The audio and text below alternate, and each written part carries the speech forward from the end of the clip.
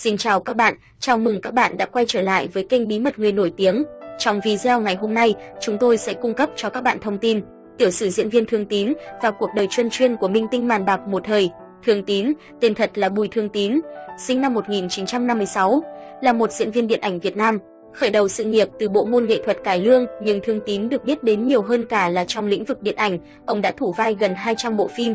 Ông là một diễn viên thành công trong những thập kỷ 1980 và 1990 với kỷ lục về số phim nhựa ông đóng trong một năm. Năm 2007, Thương Tín bị bắt giữ vì tổ chức đánh bạc tại quán của nhà. Kể từ đó, gia cảnh của Thương Tín rất khó khăn khi ông lập gia đình và phải nuôi vợ và con nhỏ. Thương Tín sinh năm 1956 tại Phan Giang, trong một gia đình có 9 người con, đam mê nghệ thuật cải lương từ nhỏ.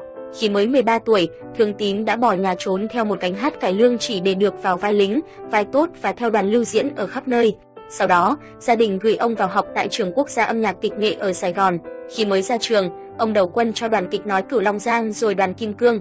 Tại đoàn Kim Cương, ông được đóng cặp với kỳ nữ Kim Cương và nhanh chóng trở nên nổi tiếng với những vở diễn gây ấn tượng mạnh với khán giả như Bông Hồng Cải Áo, Vực Thẳm Chiều Cao, Huyền Thoại Mẹ, Thon Hia. Thương Tín đã diễn tổng cộng trên 100 vai kịch, 2/3 số đó là vai chính, vai kết độc.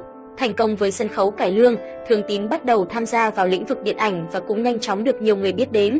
Một số bộ phim ông tham gia như vai thiếu tá Lưu Kỳ Vọng trong Ván bài lật ngửa, Tướng cướp Bạch Hải Đường trong Săn bắt cướp, Sáu tâm trong Biệt động Sài Gòn, Tám thương trong Chiến trường trên nửa vầng trăng. Ông là diễn viên tham gia nhiều phim truyện nhựa, video nhất Việt Nam tính đến năm 2015 với hơn 200 phim. Vì nổi tiếng, đẹp trai nên Thương Tín rất đào hoa, thậm chí có nhiều bóng hồng tự nguyện đến với ông. Nghệ thuật đã đem tới cho nam diễn viên này danh vọng, tiền bạc và cả phụ nữ. Ông từng có thời gian vàng son, dòng chơi và hưởng thụ. Nghệ sĩ Thanh Loan từng tiết lộ về quá khứ huy hoàng của nghệ sĩ Thương Tín. Anh Thương Tín là người đầu tiên có mô tô bự, vây quanh là bóng hồng. Đúng là hồi đó có rất nhiều các bà, các cô và phụ nữ trẻ tới tận trường quay chăm sóc cho anh Thương Tín. Tôi cũng phải phát ghen lên. Tưởng như đã có trong tay mọi thứ nhưng vì mải mê dòng chơi, không biết giữ mình nên thứ mà Thương Tín nhận lại là tai tiếng và sự hụt hẫng. Mọi thứ đều tan biến khi Sáu tâm của Biệt động Sài Gòn vướng vào những cuộc chơi đỏ đen khiến ông mất tất cả. Ngẫm lại cuộc đời mình, nghệ sĩ Thương Tín suy tư, mỗi việc làm, quyết định đều có nguyên nhân và hoàn cảnh đưa đẩy. Dù đúng hay sai, tôi cũng đã làm nên hậu quả thế nào bản thân tự chấp nhận. Chơi cờ bạc không làm tôi tiêu tốn nhiều tiền nhưng đã ảnh hưởng nhiều đến danh tiếng. Đó là điều tôi cảm thấy đáng tiếc. Nổi tiếng đào hoa, phụ nữ vây quanh nhiều vô kể nhưng ít ai biết rằng Thương Tín chưa một lần tổ chức đám cưới. Ông chỉ có 4 người vợ, trong đó duy nhất người vợ đầu tiên là có hôn thú. Thế nhưng, người phụ nữ nào đến với nam tài tử này cũng đều dành cho ông tình cảm sâu đậm, mãnh liệt đến mức bất chấp tất cả và sẵn sàng hy sinh mọi thứ. Đời tôi tào lao lắm, nhưng có cái hay là bất cứ người phụ nữ nào dù sống với mình ít hay nhiều năm thì gặp lại vẫn vui vẻ. Tôi thấy nhiều người sau khi chia tay thì xem nhau như kẻ thù. Còn tôi và những người phụ nữ từng đi qua đời mình thì ngược lại, gặp nhau vẫn hỏi han rất chân tình. Đó là niềm an ủi, mà không phải mình hay đâu, là vì mình sống biết điều. Thương Tín mở đầu câu chuyện tại một quán cà phê yên tĩnh, tay khuấy ly kem đang tan dần. Bước vào hàng U60 nhưng Thương Tín vẫn còn phong độ lắm. Dẫu rằng ông đã hốc hác đi nhiều, đôi mắt trũng sâu nhưng gương mặt vẫn hằn lên dấu vết của những năm tháng kiêu bạc. Thương Tín bảo ông không biết nói dối, bởi thế những câu nói của ông đôi khi thật đến trần trụi, vậy mà nhiều phụ nữ vẫn chết mê chết mệt.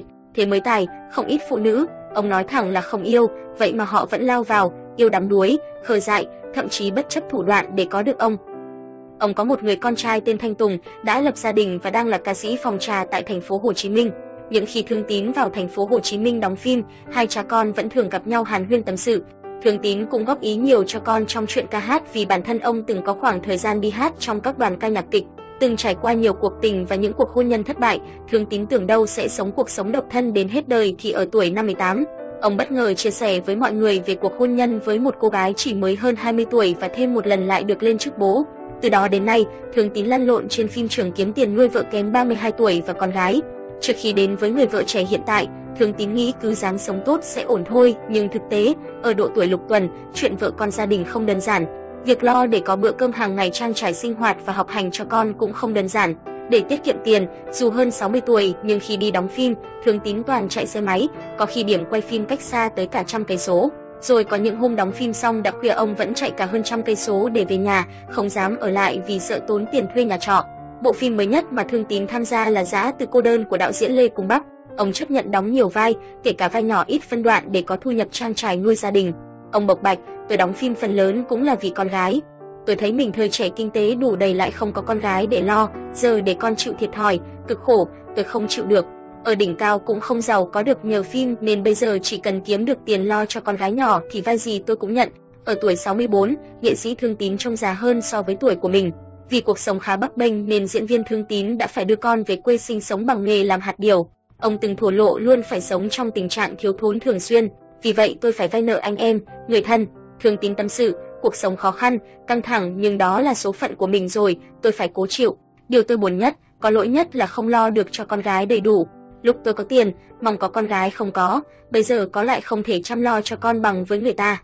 Trong một bài phỏng vấn năm 2019, Thương Tín cho biết ông từ chối nhiều lời đề nghị giúp đỡ vì cho rằng lúc tôi giàu có, sung sướng cũng chỉ một mình tôi hưởng thì tại sao lúc cuộc sống không được như ý lại phải nhờ đến sự giúp đỡ từ mọi người. Cuối tháng 2 năm 2021, Thương Tín bị đột quỵ, được đưa đi cấp cứu tại Bệnh viện Đa khoa Tâm trí Sài Gòn. Trong khoảng thời gian trước đó, ông trọ tại quận 12, thành phố Hồ Chí Minh trong một phòng trọ chật chội, trong khi vợ và con sinh sống tại Phan Giang. Sau khi biết được hoàn cảnh khó khăn của ông, nhiều nghệ sĩ và mạnh thường quân đã quyên góp được 800 triệu đồng và một chiếc xe ô tô do người quen tặng. Trong đó, ngoài phần tiền dùng để trả viện phí và lập sổ tiết kiệm cho con gái nam nghệ sĩ cho đến năm 18 tuổi, Thương Tín được nhận 100 triệu đồng tiền mặt. 400 triệu trong số tiền trên được trao đến vợ của ông thông qua tài khoản cá nhân. Tháng 11 năm 2021, ông thông báo đã bị nhiễm Covid-19 đồng thời không còn tiền tiêu dùng và vợ con đã bỏ đi. Ngoài những lời động viên, Thương Tín cũng bị nhiều khán giả chỉ trích. Trước thắc mắc của cộng đồng mạng về vấn đề nam nghệ sĩ sử dụng tiền hỗ trợ, Trịnh Kim Chi cho biết về phần tiền hỗ trợ của mạnh thường quân chuyển thông qua cô là 400 triệu tiền mặt. Ngoài số mua bảo hiểm khoảng 200 triệu đồng, cô đã hoàn tất việc trao hợp đồng bảo hiểm và tiền mặt giúp đỡ cho vợ nam nghệ sĩ. Cô cho biết không nắm được số tiền Thương Tín nhận riêng vào tài khoản của vợ. Trịnh Kim Chi cho biết do bận công việc nên không còn nhận hỗ trợ cho Thương Tín. Cuộc đời Thương Tín, thời trẻ phong lưu, tuổi già khốn đốn, đột quỵ không người thân ở bên. Thời trẻ Thương Tín có cuộc sống phong lưu, kiếm được 1 chỉ vàng nhưng tiêu 2, 3 cây vàng vì có bạn gái đại gia chu cấp. Thế nhưng ở tuổi xế chiều, cuộc đời ông lại bấp bênh, khổ cực. Tuổi trẻ phong lưu, kiếm 1 chỉ tiêu 2, 3 cây vàng nhờ có nữ đại gia chu cấp. Nhắc đến cái tên Thương Tín, khán giả Việt Nam sẽ nghĩ ngay đến gia tài điện ảnh đồ sộ của nam tài tử vang danh một thời. Tính tới thời điểm này, ông vẫn được coi là một trong những diễn viên tham gia nhiều phim nhất Việt Nam với hơn 200 tác phẩm. Mỗi bộ phim, Thương Tín lại để lại trong lòng khán giả một ấn tượng khó quên. Tuy nhiên, Sáu Tâm trong Biệt động Sài Gòn vẫn là vai diễn để đời, khiến khán giả nhắc về ông mãi cho tới tận bây giờ. Ông tên thật là Bùi Thương Tín, sinh năm 1956 tại Phan Giang. Ông là con đầu trong một gia đình có 8 anh chị em. Từ khi mới 13 tuổi, Thương Tín đã bỏ nhà theo một gánh hát cải lương để được thỏa niềm đam mê của mình từ khi còn nhỏ. Sau đó, ông theo học trường Quốc gia âm nhạc kịch nghệ ở Sài Gòn. Ra trường, ông công tác ở đoàn kịch nói Cửu Long Giang, thành phố Hồ Chí Minh và đoàn kịch Kim Cương. Tại đoàn Kim Cương, ông được đóng cặp với kỳ nữ Kim Cương và nhanh chóng trở nên nổi tiếng với những vở diễn gây ấn tượng mạnh với khán giả như Bông hồng cài áo, Vực thẳm chiều cao, Huyền thoại mẹ, Thania, Trà hoa nữ. Thương Tín đã diễn tổng cộng trên 100 vai kịch, 2/3 số đó là vai chính, vai kết độc. Thành công ở những vai trên sân khấu đã làm các nhà đạo diễn điện ảnh chú ý đến cái tên Thương Tín và cuộc đời ông bắt đầu rẽ sang một trang mới. Chẳng bao lâu sau bước ngoặt đầu tiên với điện ảnh, Thương Tín đã trở thành một trong những cái tên đình đám nhất thời bấy giờ. Giai đoạn những năm 80 đến 90, Thương Tín liên tục chạy show vì lịch kín hết cả ngày, sáng đóng một phim, trưa đóng một phim, chiều lại đóng phim khác, chạy xe hơi đến phim trường, nhảy xuống quay xong lại nhào lên xe chạy đi quay tiếp. Khi đạo diễn mời, mặc dù đang kẹt đóng phim nhưng họ vẫn chờ ông cho bằng được. Nhiều đạo diễn ra mặt không ưa ông mà vẫn mời. Thời huy hoàng của sự nghiệp, có năm ông đóng tới 12 vai chính. Nhắc tới quá khứ ăn chơi lẫy lừng một thời của mình, Thương Tín từng kể, tôi nhảy đầm trên nền nhạc nhẹ chứ không phải như vũ trường bây giờ. Mỗi lần đến nhảy mà không có mấy cô bồ đi cùng thì phải nhảy cùng mấy cô đào ở đó, thích thì có thể rủ đi chơi riêng ở ngoài sau khi nhảy. Thời tôi chỉ có giới thượng lưu ở Sài Gòn mới chơi nhảy đầm vì tốn tiền lắm. Tiền đào, tiền phí, tiền rượu rồi ăn uống trong đó, tính ra cũng cỡ vài 3 cây vàng. Tôi còn có tính hiếu thắng, thấy một cô gái đẹp thì tôi muốn cô ấy phải là của mình. Dù không yêu nhưng giá nào tôi cũng phải chinh phục bằng được, kể cả hoa hậu hay người mẫu. Nhìn Thương Tín đổi xe liên tục, tôi đến phòng trà nhảy đầm, yêu nhiều mỹ nhân showbiz, cuộc sống xa hoa, đắm chìm trong thú vui cờ bạc.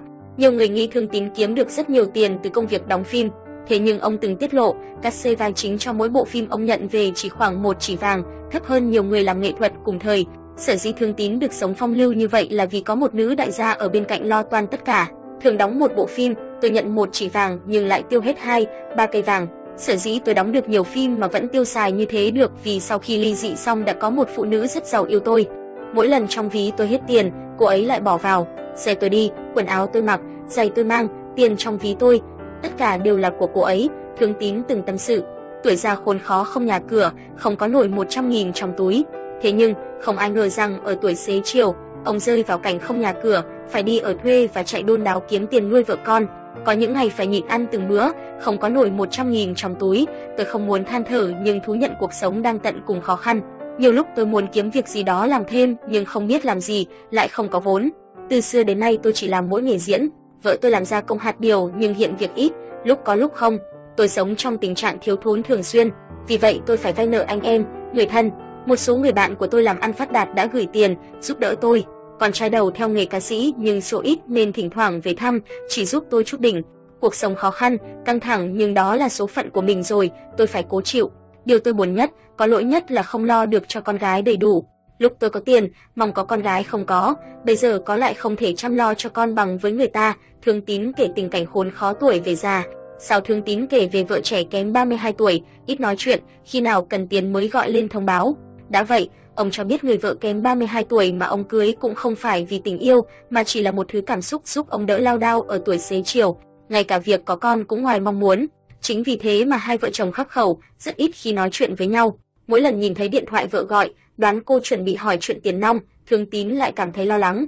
Ban đầu, gia đình ông sống trong một ngôi nhà thuê dành cho công nhân dưới gầm cầu. Thế nhưng sau đó vì thương con gái phải ở không gian chật chội bí bức, ông để hai mẹ con về Phan Giang sống. Ông bảo, ở tuổi xế chiều thèm nhất bữa cơm gia đình.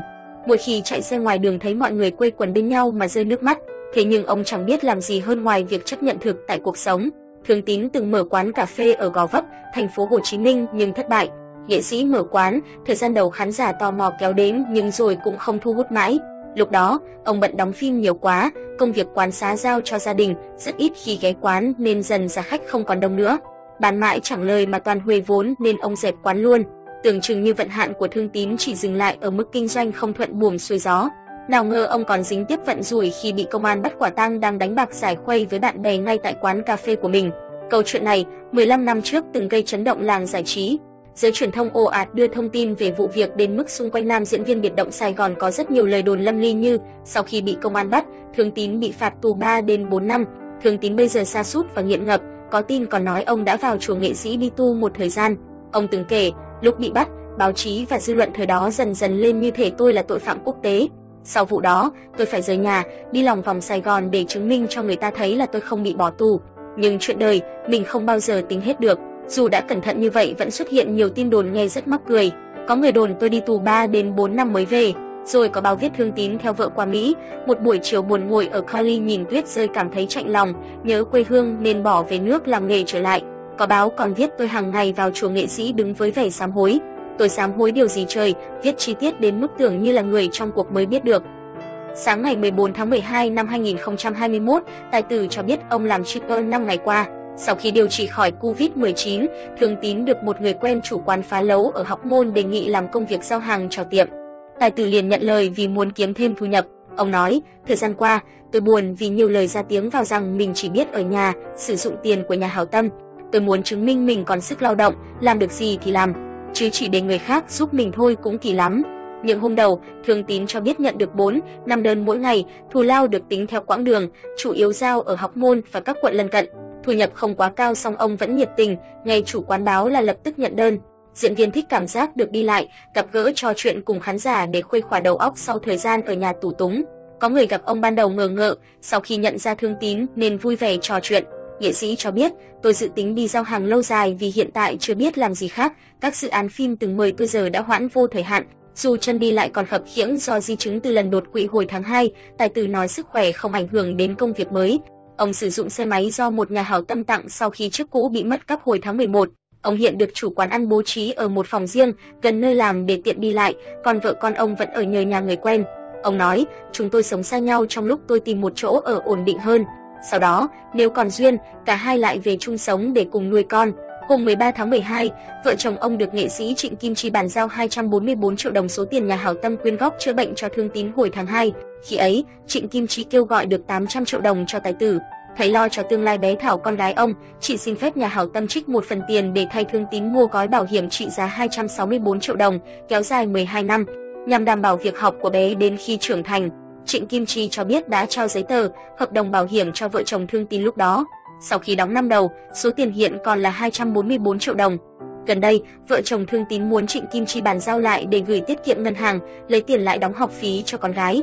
Chị đồng ý trao lại tiền, yêu cầu ông viết giấy cam kết sử dụng số tiền đúng mục đích. Cảm ơn các bạn đã quan tâm theo dõi, nhớ bấm đăng ký kênh và theo dõi những video tiếp theo của chúng tôi nhé. Chúc các bạn luôn vui vẻ, hạnh phúc trong cuộc sống.